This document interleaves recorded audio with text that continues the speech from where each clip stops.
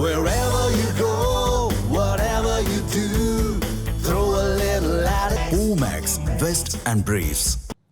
Iran உச்சத்தலைவர் Khamenei கொல்லப்பட்ட பிறகு இந்தியாவில் சில இஸ்லாமிய சமூகங்கள் போராட்டங்கள் நடத்திய நிலையில் பிரபல ஊடகவியலாளர் ரூபிகா லியாகத்தின் சமூக வலைதள பதிவு வைரலாகி வருகிறது.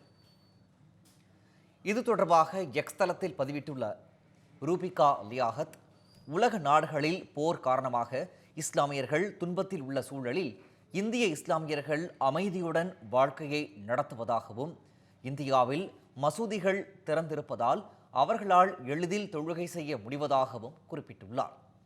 இதற்கு பெரும்பான்மை இந்துக்களின் சகிப்புத்தன்மையே காரணம் என கூறிய ரூபிகா, இந்தியாவில் பிறந்ததற்கு இஸ்லாமியர்கள் அல்லாஹ்விற்கு நன்றி சொல்ல வேண்டும் என்றும், குற்றச்சாட்டுவதற்கு முன் இஸ்லாமியர்கள் கண்ணாடியை பார்க்க வேண்டும் என்றும் தெரிவித்துள்ளார்.